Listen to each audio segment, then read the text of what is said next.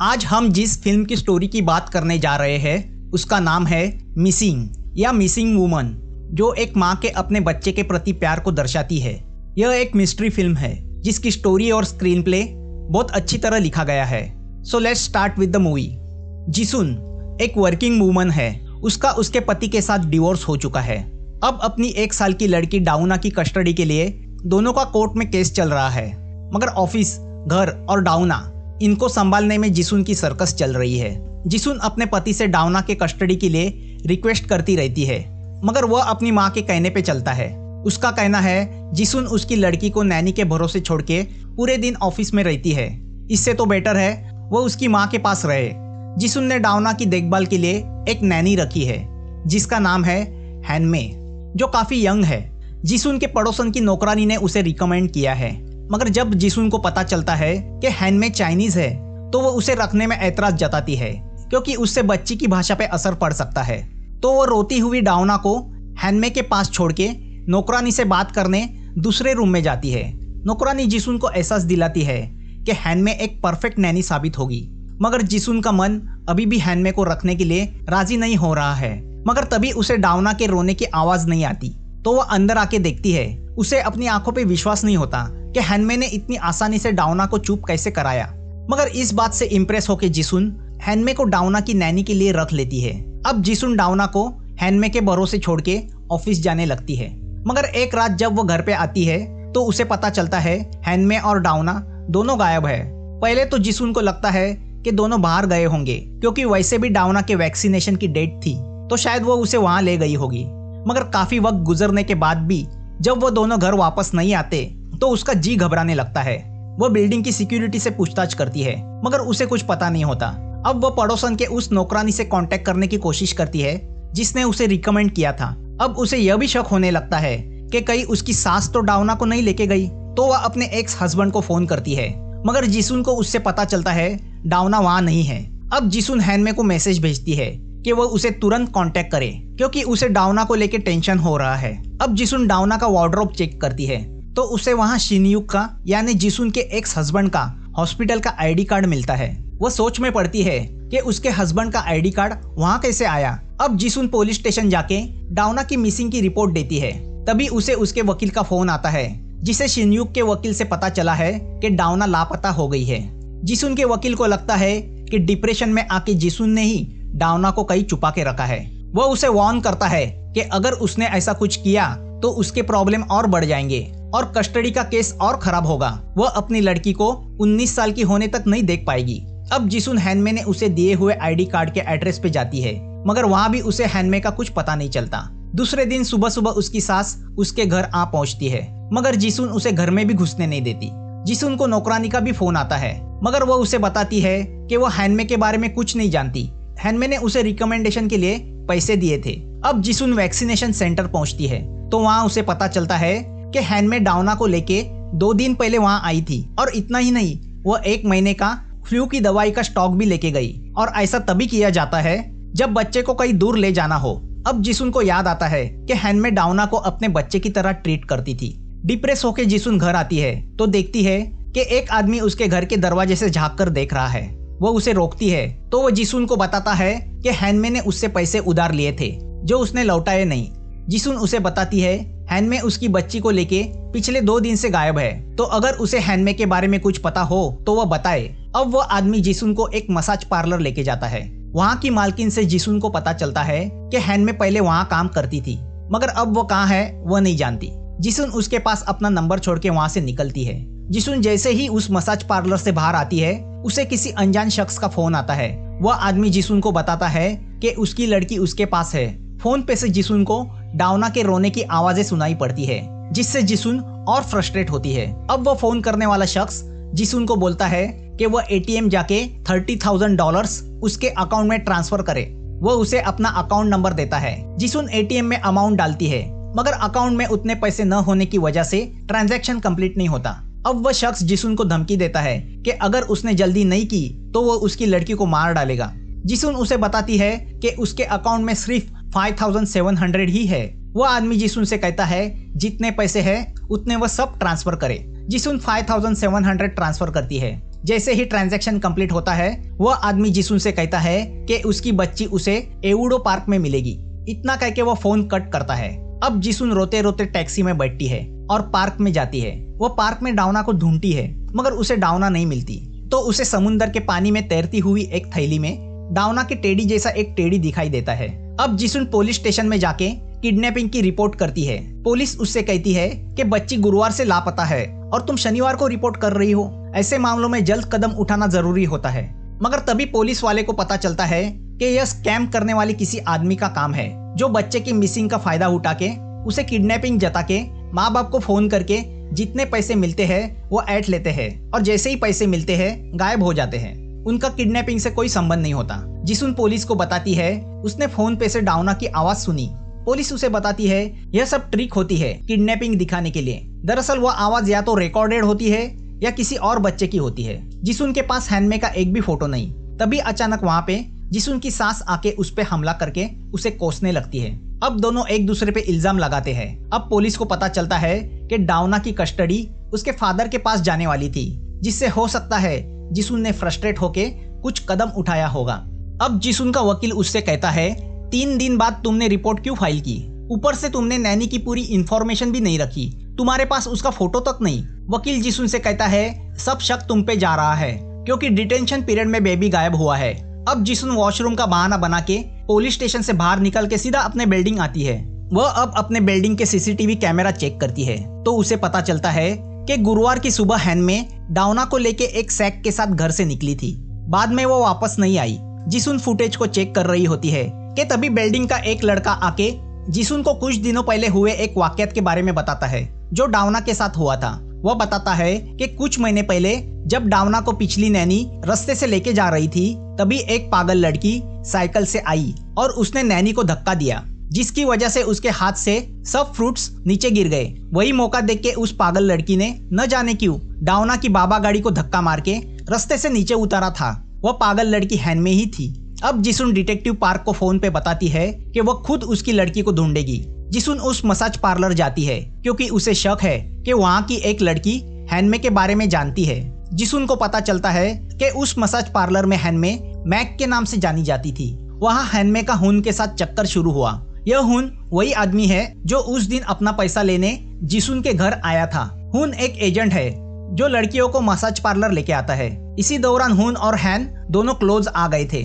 जिसुन को लेडी से पता चलता है कि रोज दोपहर 2 बजे के बाद 3 घंटे के लिए हैन में कहीं चली जाती थी और जब वो वापस आती थी रोते हुए आती थी और एक दिन वह अचानक गायब हो गई। अब हैनमे की रूममेट जिसुन को हैनमे का एक बॉक्स देती है जिसमें एक बच्चे का फोटो होता है। फोटो के पीछे उस स्टूडियो का नाम लिखा होता है जहां वो निकाली गई थी। यहाँ सीसीटीवी फुटेज से पुलिस को पता चलता है कि शनिवार को जिसुन हुन के साथ मसाज पार्लर गई थी। दूसरी ओर जिसुन उस फोटो स्टूडियो पहुंचती है जहां उसे हैनमे की उसके बच्चे के साथ वाली फोटो मिलती है। वहां उसे पता चलता है कि हैनमे का असली नाम किमयॉन है और उसके हस्बैंड का नाम हैन है। जिसुन को रजिस्टर से हैनमे का एड्रेस मिलता है। यहाँ पुलिस मसाज पार्लर पर रेड डालती है तो उन्हें भी पता चलता है कि हैनमे की 4 साल पहले शादी हुई थी। उसे चाइना से कोरिया में इलीगल एंट्री दी गई थी। उसे एक छोटी बच्ची भी थी और यहाँ आके उसने हुन के साथ संबंध जोड़े। अब पुलिस को हैनमे का असली पता मिलता है। यहाँ जिसुन हैनमे के पते पे चली जाती है तो उसे हैनमे के पड़ोसी से पता चलता है कि हैनमे अपने पति हैन और सास के साथ वहाँ रहती थी और उस पड़ोसी से कोरियन लैंग्वेज की ट्यूशन लेती थी। उसके पति ने और सास ने उसकी आजादी पे पाबंदी लगा रखी थी। पड़ोसी बताता है कि हैनमे का पति दारू पी के उसे बहुत मारता था क्योंकि शादी के 4 साल बाद भी हैनमे प्रेग्नेंट नहीं हुई थी। मगर आखिर उसका इंतजार खत्म हुआ और वो प्रेग्नेंट हुई। हैनमे ने एक लड़की को जन्म दिया जिसका नाम उसने जेन रखा था। जन्म के कुछ महीने बाद जेन बीमार पड़ गई। तब डॉक्टर ने उसे हेपेटाइटिस के सिम्टम्स बता के हॉस्पिटल में भर्ती करने को बोला। मगर इन सब खर्चे के लिए हैन तैयार नहीं था क्योंकि वह लड़की पे खर्चा करना नहीं चाहता था। उसे और उसकी माँ को लड़का चाहिए था। पड़ोसी से जिसुन को पता चलता है उसके पति और सास ने जेन को हैनमे से दूर रखने की भी कोशिश की। मगर एक दिन मौका देख के हैनमे जेन को लेके भाग गई। उसने अपनी बच्ची को सोल के किसी हॉस्पिटल में भर्ती किया था। यहाँ पुलिस भी हैनमे के घर पहुंच जाती है और वहाँ जिसुन को देख के उसे अरेस्ट करती है। पुलिस स्टेशन में जब जिसुन हैनमे के बच्चे के फोटो को गौर से देखती है तो उसे उसके बदन पे वो हॉस्पिटल का ड्रेस दिखता है जो गैंगनम कैथलिक हॉस्पिटल का है, जहाँ कुछ महीने पहले जिसुन ने अपनी बच्ची डाउना को रखा था। तभी उसे याद आता है कि उसे उसके पति शिनयुक का आईडी कार्ड मिला था जो शायद हैनमे ही लाई थी। इसका मतलब है शिनयुक और हैनमे में कोई संबंध है। जिसुन की बातों से डिटेक्टिव पार्क को पता चलता है कि हैनमे ने अपनी लड़की जेन को गैंगनम हॉस्पिटल में भर्ती किया था। जेन का लीवर खराब था जिसे ट्रांसप्लांट की जरूरत थी, वरना 2 साल में वो मर जाएगी। बच्चे के लीवर ट्रांसप्लांट के लिए बच्चे का ही लीवर मैच होता है, बड़े का नहीं। मगर ट्रांसप्लांट की प्रोसीजर के लिए कोरियन सिटीजन होना जरूरी था। हैन में चाइनीज थी मगर उसके पति हैन की कोरियन सिटीजनशिप थी, तो डॉक्यूमेंट पे उसके सिग्नेचर जरूरी थे। हैन अपने बच्ची के बायोप्सी के लिए तैयार नहीं था और इसी हालात में जेन को डोनर मिलने के पहले ही हॉस्पिटल से डिस्चार्ज दिया गया। अब पार्क को शक होता है कि शायद इसीलिए हैनमे ने डाउना को किडनैप किया ताकि उसका लीवर जेन के लीवर के साथ ट्रांसप्लांट किया जाए। पुलिस अपनी गाड़ी में से जिसुन को पुलिस स्टेशन ले जा रही होती है कि उन्हें एक क्राइम की इंफॉर्मेशन मिलती है। वो क्राइम सीन पे जाती है तो एक जली हुई वैन में एक आदमी की जली हुई लाश मिलती है। पुलिस को शक है कि वो लाश हैनमे के हस्बैंड हैन की है। लाश को बिना डीएनए टेस्ट किए आइडेंटिफाई करना पॉसिबल नहीं है। यह सब बातें जिसुन सुनती है और उसे याद आता है कि एक रात हैनमे जब घर आई थी तो उसके शरीर पे जख्म के ताजे निशान थे। शायद उसके पति को मारने में उसका हाथ हो। पुलिस अब जिसुन के साथ हॉस्पिटल आती है। पुलिस को शक है कि डॉक्टर शिनयुक का हैनमे के साथ कोई संबंध है। पुलिस को एक पेशेंट से पता चलता है कि हैनमे का हॉस्पिटल बिल ओवरड्यू हो गया था। उस वक्त हैनमे पैसे के लिए हुन के पास गई थी। हुन ने हैनमे की एक किडनी को निकाल के उसके बदले उसे पैसे देने का वादा किया, मगर वक्त पे पैसा न मिलने की वजह से जेन को हॉस्पिटल से जबरदस्ती डिस्चार्ज किया गया। हैनमे हॉस्पिटल स्टाफ के सामने बहुत गिड़गिड़ाई, मगर उसका कुछ फायदा नहीं हुआ। उस हाथापाई में हैनमे को चोट पहुंची थी और उसके हाथ डॉक्टर शिनयुक का आइडेंटिटी कार्ड लगा था। शिनयुक ने जेन का खाली बेड डाउना को दिया था क्योंकि वो उसकी लड़की थी। सब पैसे का खेल था। यही बात हैनमे के दिमाग में बैठ गई कि उसकी लड़की को निकाल के जिसुन की लड़की को बेड दिया गया। आगे जाके यही बात उसके लिए बदले की भावना बनी और इसी भावना से उसने डाउना की नैनी बनके जिसुन के घर में एंट्री पा ली। दरअसल इसमें जिसुन की कोई गलती नहीं थी। वो तो उस दिन डाउना को न्यूमोनिया के लिए हॉस्पिटल लेके आई थी। तब कोई बेड खाली नहीं था तो उसे ईआर रूम में रखा गया, जिससे शिनयुक हॉस्पिटल स्टाफ पे गुस्सा हुआ था। अब चूंकि शिनयुक उसी हॉस्पिटल का डॉक्टर है, इसके चलते उसने अपनी पावर चला के जेन को वक्त के पहले ही फोर्सफुली डिस्चार्ज किया। अब यह सब बातें जिसुन को याद आती है। उसे पता चलता है उसके हाथों कितनी बड़ी गलती हुई।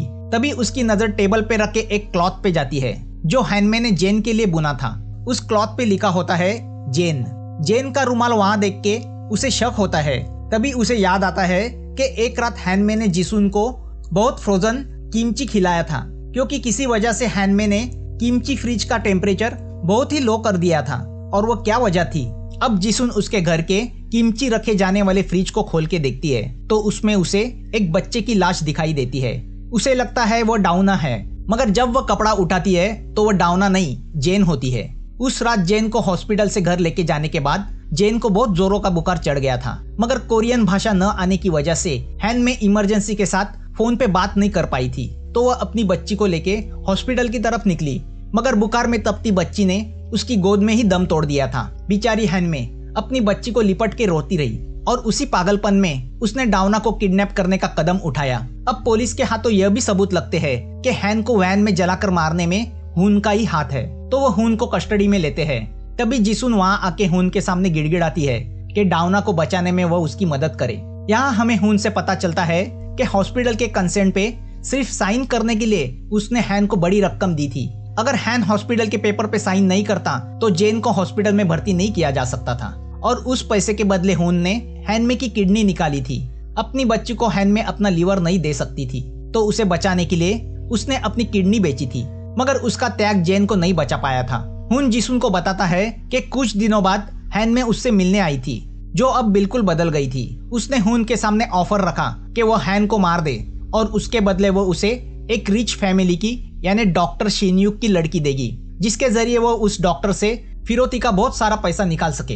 हुन बताता है कि उसने हैन को मारा, मगर हैन में डॉक्टर की बच्ची को उसके पास नहीं लेके आई और इसीलिए वो उस दिन जिसुन के घर आया था। वह बच्ची को लेके खुद भाग गई। उसकी बातें सुनकर जिसुन फुट फुट के रोने लगती है। अब हुन बताता है कि हैनमे ने उसे उसकी बच्ची का पासपोर्ट बनवाने के लिए कहा था। हैनमे उसकी लड़की के साथ वापस चाइना जाना चाहती थी। हुन से पुलिस को पता चलता है कि 1 बजे की शिप से हैनमे अपनी बच्ची के साथ हमेशा के लिए चाइना जा रही है। तो अब सब पोर्ट की तरफ भागते हैं। मौका देख के जिसुन शिप पे चढ़ जाती है। वह शिप पे डाउना को ढूंढने लगती है।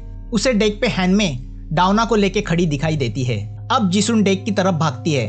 उसे अपनी तरफ आता देख हैनमे डेक के टॉप पे जाती है। जिसुन उसे डायना को देने बोलती है, मगर हैनमे उससे कहती है कि वह जेन है, डाउना नहीं। वह डाउना को जिसुन के हवाले करने को राजी नहीं, क्योंकि वह उसे जेन समझ रही है। तभी वहाँ पे पार्क आ जाता है। अब सब पुलिस हैनमे को चारों तरफ से घेर लेती है। वह देख के हैनमे पोल पे चढ़ के खड़ी होती है। पार्क उसे नीचे बुलाता है, मगर वह उन्हें कहती है कि अगर वह उसके नजदीक आई तो वह पानी में छलांग लगाएगी। तभी जिसुन उसे जेन का रुमाल दिखाती है और उसे याद दिलाती है कि कैसे तुम इसमें जेन को लपेट के गरम रखा करती थी। अब जिसुन शिप के कटड़े पे चढ़ के हैनमे को धमकी देती है कि अगर उसकी बच्ची को कुछ हुआ तो वह पानी में कूद के अपनी जान दे देगी। वो हैनमे से माफी मांगती है। वो हैनमे से कहती है कि अगर तुम डाउना से जेन की तरह प्यार करती हो तो उसे मेरे यानी उसकी माँ के हवाले करो। जिसुन हैनमे के सामने हाथ जोड़ती है। हैनमे एक बार डाउना को देखती है, जिसमें उसे अपनी जेन दिखाई देती है। वो रोते रोते डाउना को पार्क के सपुर्द करती है और पानी में छलांग लगाती है। वह देख के जिसुन भी उसको बचाने पानी में छलांग लगाती है। जिसुन हैनमे का हाथ पकड़ के उसे ऊपर खींचने की कोशिश करती है, मगर अब हैनमे को उस दुनिया में दिलचस्पी नहीं जहाँ उसकी जेन नहीं। वह जिसुन का हाथ छुड़ा के पानी की गहराई में चली जाती है। जाते जाते वह जेन का रुमाल अपने दिल से लगाती है। दूसरे दिन जिसुन को होश आता है। वह बाहर गार्डन में खेल रही डाउना की तरफ जाती है। वह उसे अपनी ओर बुलाती है। डाउना अपनी माँ को पहचान जाती है और उसकी गोदी में चली जाती है। वह उसे माँ कह के बुलाती है। एक माँ को उसकी बेटी वापस मिल जाती है। मूवी यहाँ खत्म होती है। इस मूवी की लिंक आपको मेरे इंस्टाग्राम अकाउंट पे मिल जाएगी। और प्लीज अगर आपको ये वीडियो अच्छा लगा हो तो कमेंट कीजिए, शेयर कीजिए और अब तक सब्सक्राइब ना किया हो तो प्लीज सब्सक्राइब कीजिए। Thanks for watching. जल्द मिलेंगे एक नई मूवी के साथ।